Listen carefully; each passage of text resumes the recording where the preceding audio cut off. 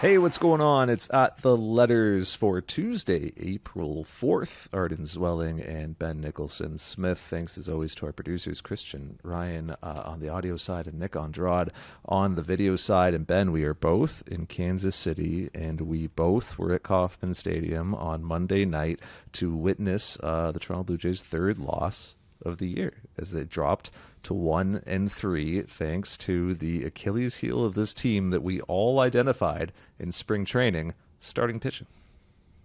Yeah, exactly. Line up 5 former All-Stars in your starting rotation and then just watch it crumble. It has been pretty rough to start this season for the Blue Jays with their rotation. It really has. And, I think there's probably some room to dive into Bassitt, to dive into Berrios.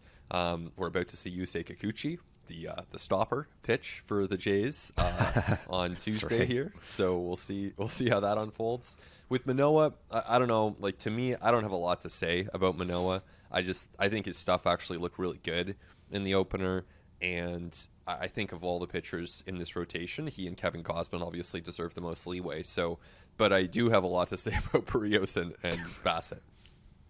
Well, let's start with Berrios because we just watched it on Monday night. Like you said, we haven't seen Yusei Kikuchi's results yet. We're recording this on Tuesday before Game 2 of the Royals series. So as you're listening to this, you will know whether Yusei Kikuchi is all of a sudden like Cy Young Robbie Ray or still an unmitigated disaster or somewhere in between. Ben and I are completely ignorant of that. And I think, Ben, you probably share my opinion in that I do not know what to expect from him in this outing. So we'll kind of put that aside and talk about Jose Berrios on Monday. Trying to start 2023 on a better foot. Results looked a lot like 2022. Oh, yeah, they sure did. I mean, looking at the numbers for this start, it was 8 runs, 9 hits, and 10 batted balls of 100 miles an hour or more. And that is just not a combination you ever want to see for a pitcher on your team. And, looking back at some of the footage from this game, because I was kind of intrigued, like, was he tipping? He does a lot of stomping on the mound. What's going on there? And couldn't see anything on that front. But I did notice that the Royals were capitalizing on the pitches he left over the plate, and there were a lot of those, especially to lefties, and there are a lot of those against Berrios, who struggled against lefties last year and is going to continue to see a lot of lefties. So if you're making mistakes over the plate to lefties, that's going to be problematic. But even some of the good pitches that he was making, breaking balls below the zone, they were hitting those. Vinny Pasquantino with a double down the line on a pitch that was pretty good pitch, 10 inches off the ground, he goes down and gets it. So it's a bad combination. And honestly, it's not what you expect from the Royals, right? Like, this is a bad offense, a winless team, last place team last year in a big park with a good outfield defense behind you. If there's ever a time to have Jose Berrios bounce back, this should have been it.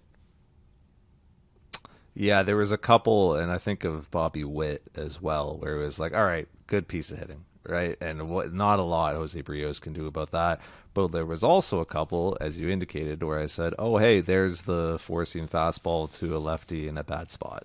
And there's also the front hip two-seamer to a lefty that Berrios is trying to land, and he is just not getting it front hit enough, like just not getting it onto the inside part of the plate enough, and it's bleeding out over the heart where big league hitters are going to do damage against it. It just seems like Berrios is working with such thin margins right now with his fastball command. When he's to the edges, he's totally effective at the big league level, and like the approach against lefties, which to your point Berrios is going to see a ton of this year, is front hip two-seamers, extension side, and four-seam fastballs away, kind of off to away from those left-handed hitters, and you can see it in the pitch chart. That's what Berrios is trying to execute. It was just every time that one of those pitches bled over the heart of the plate, he really paid for it. And that's how last year lefties against Berrios' four-seam fastball slugged .752 like Barry Bonds in his prime numbers, because too many of those four seamers were just left in really bad spots, and it was 21 extra base hits off of it by lefties, and I think like 10 homers, and pull up the heat map, and it's just like a big red dot right over the heart of the plate. So to me, it really does just come down to that fastball command and locating to the edges, because as we saw in some of those innings that Berrios had on Monday night, when he's doing that, he's still effective. Yeah, he still can be effective, but it's still one of those starts where you see, and the changeup too, which should be a weapon against lefties, and has been historically a really good pitch for Berrios. If he's leaving the changeup up, then he's really got to locate his fastball, because hitters are going to be sitting on it if he can't locate his changeup, and it just sort of spirals, and we did see that. So I don't know. The stuff is kind of where you'd expect it to be. It's not like it's not moving. There were moments where he would locate it well, 92 to 95, which is what you expect. But big picture, this is continuing to be a concern. And I don't think, I don't want to be overly dramatic and say that this is like, crisis mode or anything like that. Don't even really want to think about 2028, which is the last year of that contract. I mean, this is clearly, at this point, that contract doesn't look good for the Jays. I mean, that's stating the obvious right now. But more to the point, the 2023 team needs to figure out what to do. And Berrios is a big part of this 2023 team, and still can be an effective part of this team. Once he kind of has the chance to look at the video of Pete Walker and the Blue Jays pitching people in anticipation of his next start against the Angels. There's still stuff to work with here. There's still building blocks that you can try to tinker with. But, I mean, I don't know. What's your level of concern here with Berrios, Arden? 2028, that's my level of concern. Is that a real year? Are we going to live to 2028? What? That sounds like fantastical and made up to me. But yeah, look, it's a 7-year deal at $131 million. And the way that Jose Berrios has been performing to this point, there's no reason to expect he's going to take the opt-out that he has in there unless things change in a very dramatic way. And you kind of have to like pull out from a Blue Jays lens, and where as close as we are to the team, and even just fans who watch the Blue Jays all the time, they see the reason to believe that Jose Berrios can recapture what allowed him to be like a 3.74 ERA guy over the half decade prior to arriving in Toronto, or prior to the 2022 season, at least. I mean, one of the most consistent and effective and durable starters in baseball, like not ace level Scherzer, DeGrom type of thing, Verlander, whoever, but one of the better number twos across the league. Like, that's why he got that extension that he did. So you see those reasons why when you're as close to it as you are. But then, like, if you just kind of shift your perspective and you think, well, say like the Blue Jays had this developed starter who had been like really remarkably consistent and durable over a half decade, and they traded him when he was like a year and a half from free agency and got a couple prospects for him, and then you watched him with that other team that the Blue Jays had traded him to go out and have like a 5.5 ERA over a really large sample since you had traded him. Like, we're now talking about 40 to 50 starts since, and everyone would be applauding the Blue Jays front office and saying, wow, like, what a great move getting off of him when you did. Like, what great foresight, like, way to make a move that would be unpopular in the moment, trading that guy, homegrown and as good as he had been at his age too. Super unpopular move when you make it, and then being proven right over time by seeing the way that the results turn. Blue Jays fans would be saying, wow, remarkable that this front office turned him into a couple of prospects at the perfect time. And I still think, looking back at the trade, nothing wrong with that trade. I mean, in 2021, that was a big splash. That was seen as a very aggressive move at the time. They part with Austin Martin, Simeon Woods Richardson. Again, that was a team that needed pitching and certainly benefited from Berrios in 2021. Even further, you look at what those guys are doing, Martin and Woods Richardson. I don't think you're missing those guys too much at this point. And look, the extension made sense to me at the time. I certainly thought it was a good move at the time. But I'm a podcaster, right? Like I don't have the same resources or responsibilities or any of those things that the Blue Jays have. It's it's a totally different game. They are the ones tasked with making the decision as to whether that's a good call, and they decided it was a good call. And right now, it's not looking like one, but there's a lot of time until 2028 for Berrios to turn that around or take it in totally different directions. We'll see where it goes. Yeah, it should be said that like Austin Martin's prospect stock has plummeted since the Blue Jays traded him. So to be fair to the Blue Jays, they also traded Austin Martin at it seems like the perfect time. And Simeon Woods Richardson, like we'll see, right? Made his Blue Jays debut, or not his Blue Jays, his Twins debut, excuse me, at the end of 2022. He's starting this year in the minors, but like the numbers at the high minors have been pretty good in AAA. So we'll see what he becomes.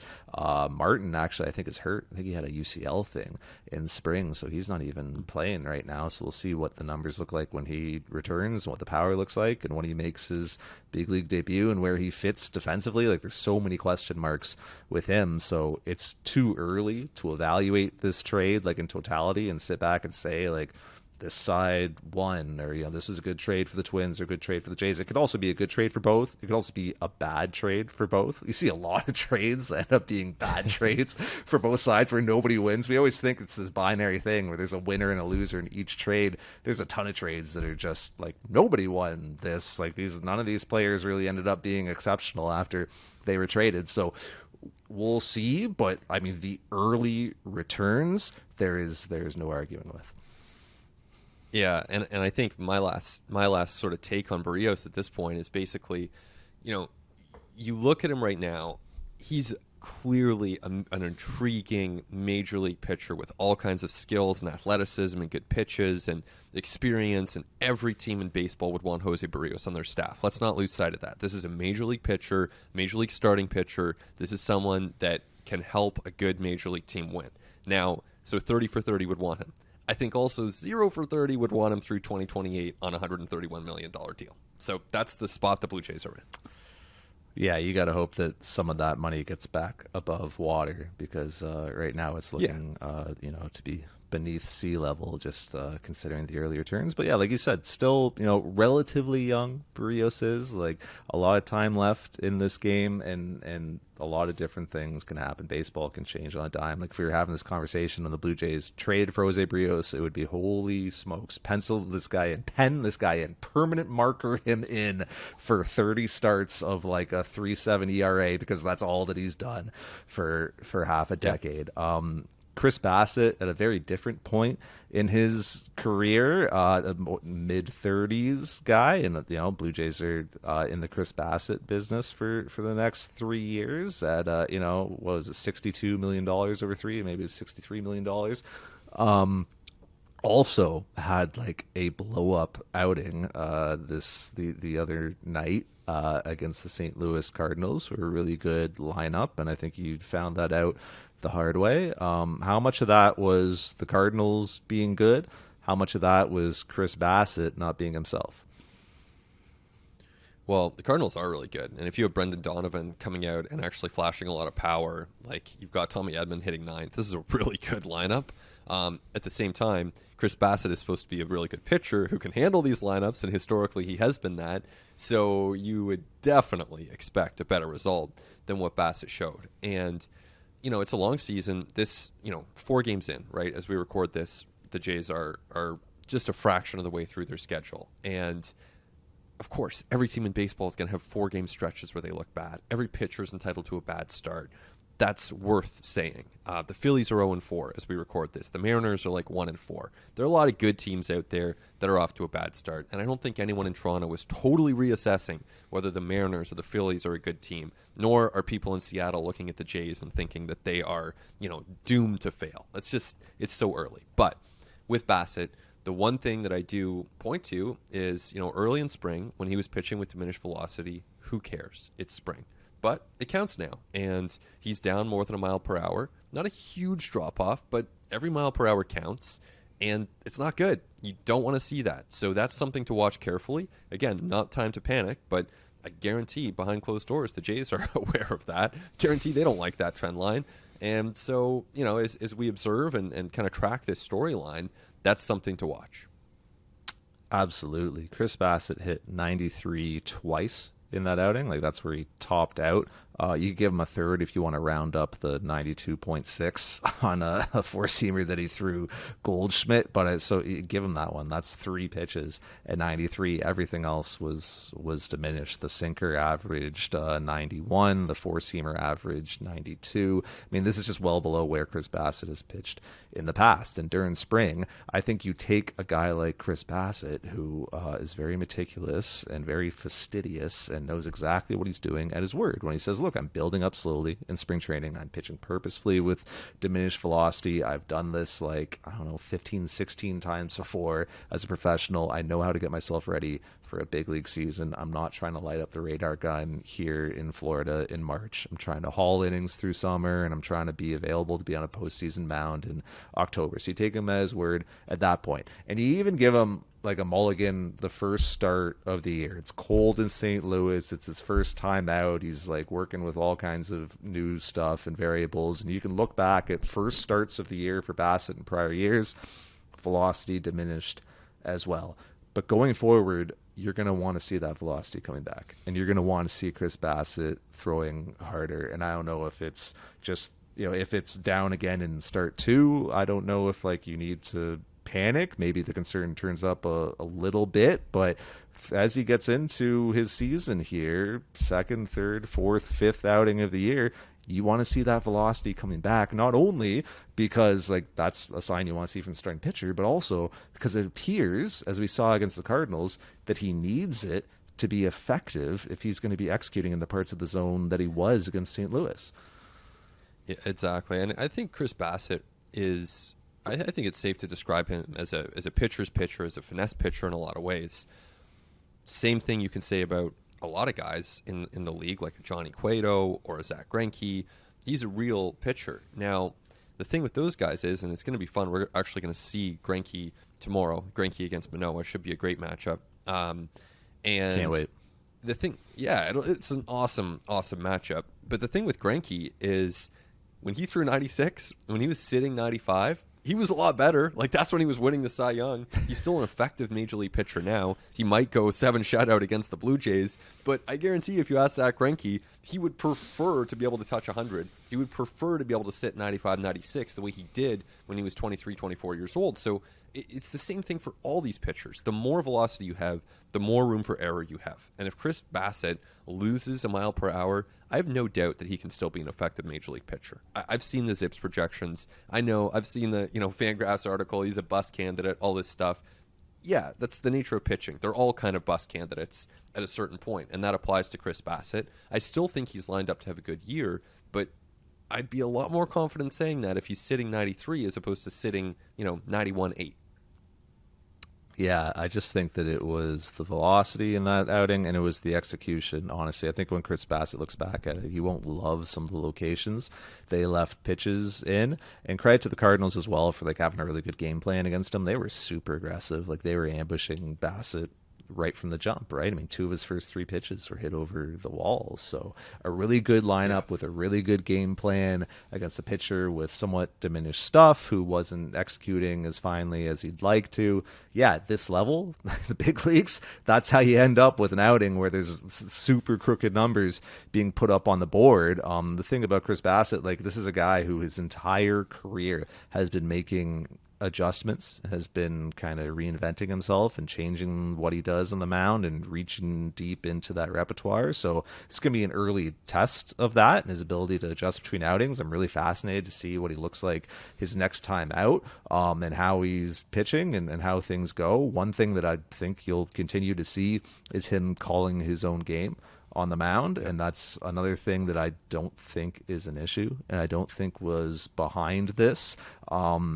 I kind of think that people forget that pitchers have always called their own games. Chris Bassitt in particular, but through the entire history of the sport, pitchers are calling their own games because it's their say. They can shake off what the catcher recommends. This isn't like NCAA baseball where you're getting signs coming in from the dugout. The catcher makes a recommendation essentially. And yes, there are some pitchers who just follow what their catchers put down. I think Marco Estrada was like that, but there are far more pitchers Yeah, Mark Burley was like that. There are far more pitchers who will shake off and go to another pitch. Look at Chris Bassitt last year. This guy was renowned for shaking and shaking and shaking. Like he was one of the slowest workers in baseball in 22 because he shook so often. Even beyond that, like pitchers prior to PitchCom technology had like physical cues that they would show to their catcher. I've talked to pitchers about this, and certain guys, like if they had their mouth open when they got the return throw, that meant let's go to breaking ball next. Or if they turned their head a certain way, like that meant, oh, let's go, with the fastball next or something. They had sort of physical cues they would show their catcher just to speed up that process and call their own game from the mound. So I really don't think that the PitchCom is behind Chris Bassitt's issues right now. I think that velocity, execution, and the quality of opposition is. Yeah, I agree with that assessment. And I think, it's going to take some time for him to gain that comfort level with the PitchCom device. And that's true of a lot of pitchers in the game right now. He's on that list. It's not ideal. I assume that with a greater level of comfort, maybe that'll improve his results slightly. But, I'm not going to attribute the what was it, 4 home runs? How many home runs? I don't remember off the top of my head. It was at least 3. It was 3 or 4 home runs.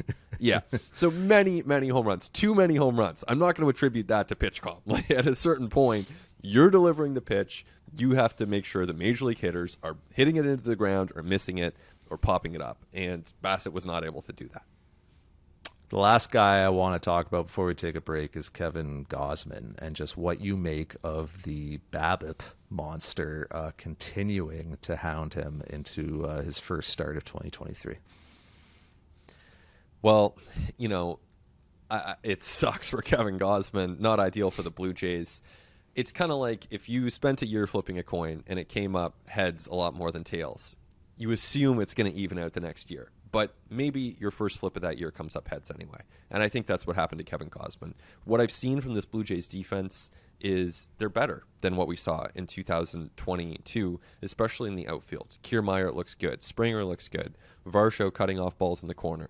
These are really good defensive outfielders. That's going to benefit him as they move ahead. So for one day, it didn't help. But I think that moving forward, we're going to see Kevin Gausman get better luck and better results. Yeah, of the 4 pitchers that we've seen so far start for the Blue Jays, and none of them really having like the start that they would have liked to varying degrees. But my concern level is the absolute lowest with Gausman of all of them, based on what we saw. Like these outings are gonna happen for him. It's the nature of his splitter.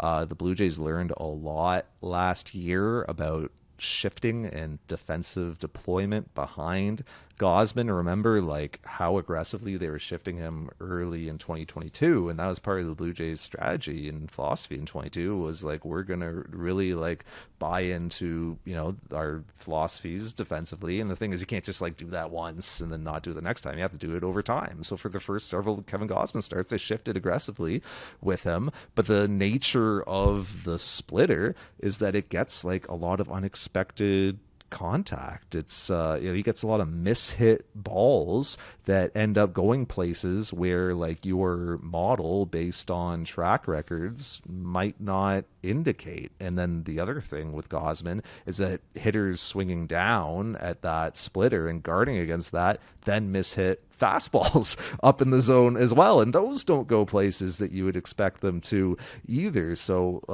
I think that for exactly the reason you cited, for the improved defense behind Gausman, that like he's going to have much better numbers this year. And I think that you look at the quality of stuff that he threw in that first outing, getting whiffs with all 3 pitches, and even like go back to spring training and the quality of stuff that he was throwing there, I have a lot of confidence that Kevin Gausman's going to be really, really good this year, results of his first outing notwithstanding. Yeah, the absolute best combination for a pitcher is to have nasty stuff that you can put where you want. And Kevin Gausman has that combination, so he's going to be really good this year. No kidding. Let's step away, but when we come back, we should talk offense with this club, because while there's been lots of intrigue on the pitching side, the Blue Jays seem to be a very different offensive team through the first 4 games. So we're going to get into that and so much more, and we continue on At The Letters. It continues on at the letters. Arden Zwelling and Ben Nicholson Smith. We are both here in Kansas City, covering off the Blue Jays 4-game set with the Royals this week, and obviously want to thank our producers as well, Christian Ryan and Nick Andrade. Always a heavier lift when Ben and I are on the road, so thanks so much to them. Thanks to you for listening. If you want to email us, it is at the letters at sportsnet.ca. So Ben, I think that we really covered off the pitching concerns pretty thoroughly in the first half. Any offensive concerns, lineup concerns, position player concerns beyond the fact that the Blue Jays just no longer hit home runs? Yeah, exactly. It took until the very end of Monday's game before they finally hit that home run. Bo Bichette, the last of the 30 teams to connect for a home run, which is not what I would have guessed. But there you have it. They're going to hit a bunch more. So concern-wise, honestly, not a ton. I think it's a really strong position player group. I think they're in a really good spot. But I'll toss a couple out here and see what you think. The opener, Bo Bichette, looked a little tentative defensively. Not what we want to see with the errant throw, and another one that he was picked up on that wasn't scored an error. So not where the Jays want to see Bo Bichette beginning this season. It's obviously something that he has faced some defensive struggles last year as well. I think at the same time, he can be a capable major league shortstop. So is it encouraging to see him start the year this way? No, but I think he can be a capable major league shortstop. I don't see that as a major concern. And the other one I'll toss out there, again, more a reality than a major concern. Certainly not something you're going to really change, but the speed on the bases of Brandon Belt and Alejandro Kirk, this is recency bias for sure, because there were a couple plays on Monday that you see the ball hit into the outfield, you think the runner scores. And then you look down, and Alejandro Kirk is pulling into third base, Brandon Belt pulling into third base, because they just don't have a lot of foot speed. And the good thing about those guys is they're on base a lot, and so they're going to be running around the bases a lot, but it's just not a lot of speed. And that's not who they are. They're good players in spite of that. And I just happened to notice that on Monday. There were a couple times where you probably would have scored if you had even an average runner out there. I'll build on those a little bit. Some of that is just things that you knew coming in, right? Like you knew Brandon Belt and Alejandro Kirk weren't going to be really quick coming into the season, so they've just kind of met my expectations. I think when it comes to Bichette at short, you're going to make your errors when you play every day at shortstop at the big league level. Like that's just something that's going to happen. I think that, and this is based on just the play that I saw from him in the spring. We haven't seen a ton of it yet in the regular season, but in spring, I saw some pretty good athleticism from Bo and ranginess. And just within this new sort of shift restricted world, like there's a lot more room for Bo to kind of move laterally. And I think that you're going to see him make some impressive plays in that vein. I think the key for him is just like, it's the gambler's thing, like not chasing good money with bad. So like if you make the rangy play, if you get deep into the hole, if you get to a ball, but you have no shot of getting the runner at first, you just can't throw that ball. Like you can't let a guy get to second. Just let them be at first. Don't try to make plays. They're just like clearly outside of like reality, honestly, like plays that just aren't going to be made. So that is just something with the throwing arm that I think that Bo is just going to have to be like cognizant of. If he takes those ones away, I think that that'll just allow him to be like a totally fine, competent, average major league shortstop. Like I don't think that he's going to be world beating defensively. I think that's unrealistic, but I think that like if he just doesn't get in his own way too much, he can be perfectly playable as a shortstop. And to just continue building with Kirk as well, who you mentioned, behind the plate, starting to have some concerns on my end, and I talked about it last week coming into the season about how like defensively the Blue Jays at the catching position I was like a little concerned about coming in, and now just having seen the throwing arm from Alejandro Kirk a little bit, having kind of seen the way that he's sort of getting that he's receiving and transferring, having seen the increase in stolen base attempts across baseball. And it's something that hasn't really hit the Blue Jays yet to this point, but like, trust me, it's coming. Like, teams are going to start identifying this and trying to exploit it against the Blue Jays. I do think that controlling the running game is an area where we're going to have to look at Alejandro Kirk a bit closer this year and just kind of see how that's going, because the results so far have not been great, and I would expect the teams are going to start really challenging the Jays in that area a lot more going forward. So far, 0 for 5 for the Blue Jays when it comes to catching base stealing attempts. And if you're an opposing team, especially a team like the Royals, Bobby Witt Jr. can fly. Nicky Lopez moves pretty well out there. So if you're Kansas City, probably not going to outslug the Blue Jays most nights. So that's a perfect example where test those guys, make them make a play, and put some pressure on them. So I think if you're an opposing pro scout watching the Toronto Blue Jays right now, that would be part of the message. And then it will be on them to respond and to prove to opposing teams that that's not a challenge you want to take. But I think, broadly, just zooming out beyond the Jays, it's great seeing all the stolen base attempts, seeing the new rules, seeing batting average on balls in play go up. Love seeing that. Time of game is down. Certainly saw that in some of the games so far for the Jays, although not all.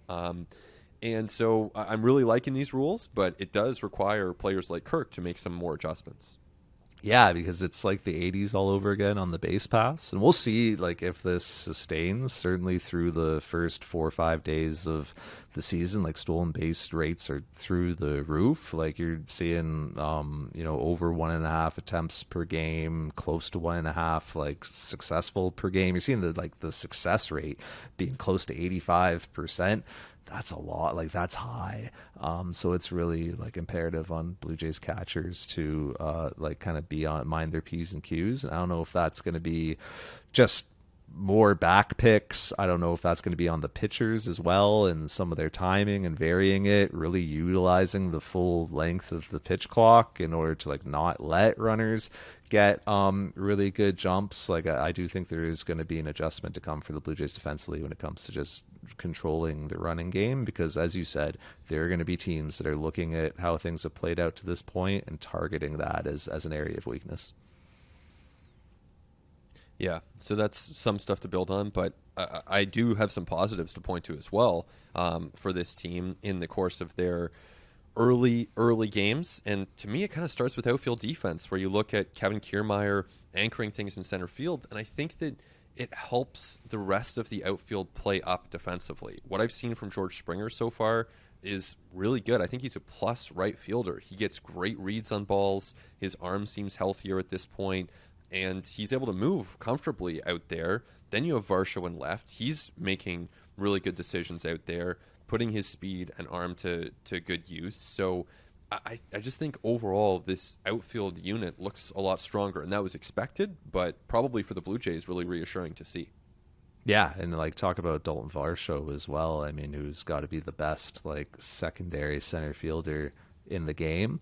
Like, he's looked great in the outfield. Obviously, there was like, kind of weird sunball at one point there, but stuff like that happens. Like, on kind of, I just think that you're going to see this over time, where the Blue Jays outfield defense like really impacts their run prevention in a meaningful way. And we still haven't even seen like the spectacular Kevin Kiermaier catch that is going to be coming our way at some point. Maybe it's at Rogers Center, where they've now got that like lowered wall in center field and he can reach up kind of over it. But like, Kiermaier is a guy, and he already did it with the sort of first to third on opening day that led to the game-winning the game-winning run being scored in that like insane opening day heavyweight clash with the St. Louis Cardinals. Kiermaier is a guy who's going to do like 3 or 4 little things in this month of April like that are going to he's just going to be instant fan favorite. Like, when people see the way that this guy plays, the speed in the outfield, the hits that he takes away, just wait until he like bunts for a double, or wait until he hits like a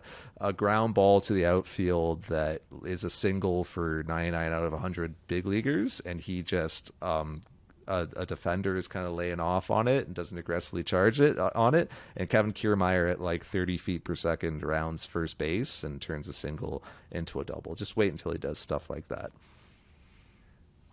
Yeah, I love the hustle double as a play, especially if the player kind of lets up a little bit as he's rounding first base, and then you see the outfielder let up, false sense of security, boom, into second base. I mean, those plays are just electrifying. They're so fun to watch. And yeah, I think we'll see some of those from some of the good base runners on this team. And that kind of brings to mind Cavan Biggio, who I think does look like a pleasant surprise so far. I mean, it's early, but he's getting on base, and he's in competition, I guess you could say, with Whit Merrifield and Santiago Espinal at second base. And we're a long way from seeing an end to that competition or seeing a quote-unquote resolution to how that situation plays out. But Biggio getting on base, that's a good situation for the Jays, and I think it will lead to more opportunities for him. All the Blue Jays are getting on base. Like, this team's offensive approach through the first 4 games has been so encouraging from a 1-3 team as well. Like, you think about this, the Blue Jays have been playing from behind essentially all season, and they've had these huge deficits and holes that they've had to climb their way out of. And they haven't used that, like, they haven't gone out of their approach in doing that. They haven't just tried to hit 5-run homers every time they're at the plate. You look at it like individual to individual in this lineup, and the Blue Jays are being discerning and patient. They are managing the strike zone. Through the first 4 games, they have the second best chase rate in baseball, and that's so like the second lowest essentially. Like the third lowest swinging strike rate. Their contact rate is the second highest. I mean, they're not expanding, and they're not getting out of their approach. Like, this is something that they talked about all spring long, that they wanted to like produce differently than just with the home run ball, and they wanted to be a bit less all or nothing. And I think that you're seeing that, and some of these process indicators like chase rate, swing strike rate, contact rate, things like that, that's going to start providing dividends. Like, there's going to be a game where the Blue Jays come through with like 5 homers and just boat race a team. Like, that is coming very soon. It could happen as soon as tonight here on Tuesday, April the 4th, as we record this in the morning, because you couple that as well with what the Blue Jays are doing when they get good pitches to hit and some of the exit velocities that we're seeing. Blue Jays hitters to this point through the games April 3rd, they have 5 of the 20 hardest hit balls across MLB this season. So 25% of a quarter of the 20 hardest hit balls across MLB. And it's not just Vladimir Guerrero Jr. Matt Chapman is up there. Dalton Varsho set a new max exit velo at 112.5 off a lefty. Are you kidding me? I mean, this is really encouraging stuff from a process indicator standpoint. And I think that you're going to start seeing the results follow very soon.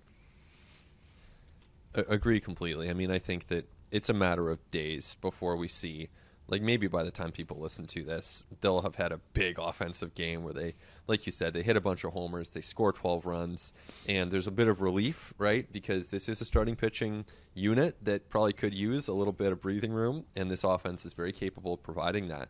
I think when you look up and down that lineup, we've seen a great approach from Springer. We all know about the power, but he seems to be really content to hit the ball where it's pitched and take a bunch of singles if that's what's coming his way, work a tough at-bat. Bo Bichette continues, we talked about it all spring, continues having good at-bats, making really hard contact.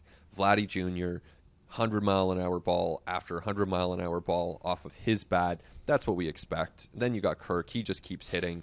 It's Chapman is hitting really, really well to start the season. And I agree. You look at it collectively. You look at the overall decisions that they're making. They are not pushing too much. They are not expanding too much. And that's going to lead to a lot of runs for this team. And so I think offensively at this point, when you have a healthy group, you have some depth, it's a great place to be. I think they're well positioned to be a very, very good offensive team as they move ahead. Yeah, that new Varsho Max exit velo, that came off of Miles Michaelis, who's a righty. So I should correct myself there. It wasn't off a lefty. It was off Michaelis. But Varsho's actually looked pretty serviceable against lefties to this point. And, look, it's early in the season. See how things play out. You got to be very cautious with early season numbers, but maximum exit velocity is something that stabilizes really quickly. And also, if you set a new top end for that, like you can't argue with that. You have demonstrated that you can hit a ball that hard. So we can now say that Dalton Varsho can hit a ball that hard. He's been trying to hit pitches as hard as he possibly can his entire career. So it's very interesting to see that he is now like tapped into some previously unlocked potential. Like, it speaks to the growth that he still has, the room for growth in his game, and how he could continue to find ways to be better. Like, another thing that's been really interesting to me with Varsho is just the pitches per plate appearance. He's seeing 4.7, which is 13th in baseball, and third on the Blue Jays. Vladimir Guerrero Jr. is seeing more pitches per plate appearance. Brandon Belt is leading baseball in pitches per plate appearance to this point, 5.38 for Belt. But seeing like Varsho up there in the top 15 across baseball, like, very encouraging. Seeing Belt and Varsho in the top 15. I mean, these are new guys to the Blue Jays, guys who have every reason to try to like impress right away and maybe try to do too much, and they are buying into that approach that I was talking about. And this is what Belt's done like his entire career, but interesting to see Varsho up there. And then if you kind of like zoom out even to like the top 20 across baseball, Kirk's in there. Matt Chapman's been well above average, as he generally has been. Like, I just think that the Blue Jays are being very patient and selective, and honestly like mature in not getting out of what they believe will provide success over time. And it really is only a matter of time before this offense breaks out in a big way.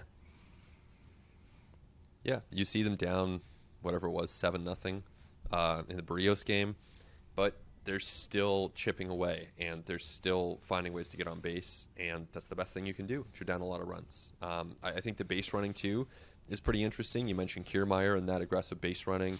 We saw Vladdy steal third base. We saw Vladdy kind of pushing down the third base line with Brandon Belt at the plate. Seeing some aggressiveness there from him. That's not a surprise. We've seen that from Vladdy.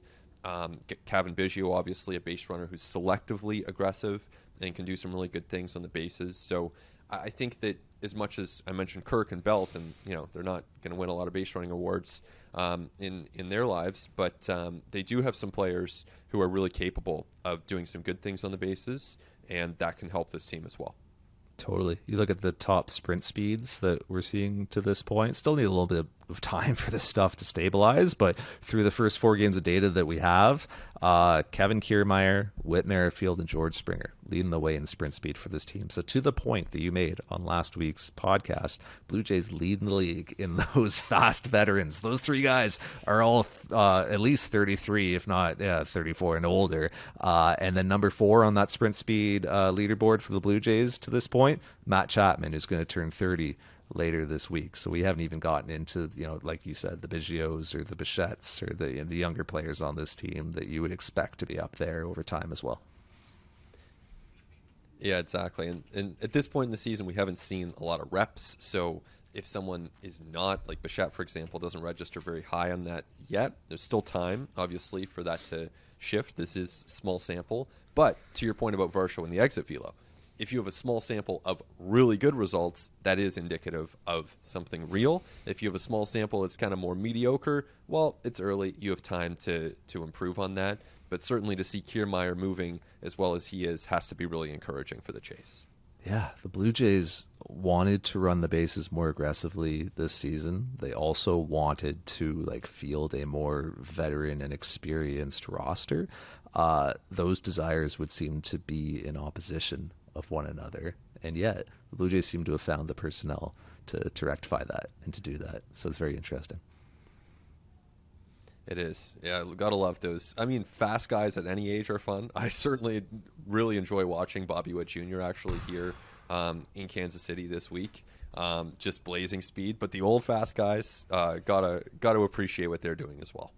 Man, Nicky Lopez as well. That guy absolutely burns around the bases. It was a really, really fun game to watch on Tuesday, just for a lot of the athleticism that you saw and a lot of what was on display. And looking forward to seeing Yusei Kikuchi's debut here on Tuesday evening, which we haven't seen yet, and who knows how that's going to go. But looking forward to seeing that and then recapping that next week. But that's going to be all for us. Want to thank our producers, Christian Ryan and Nick Andrade. Want to thank all you for listening. I'm Arden, and we will talk to you next time on At the Letters.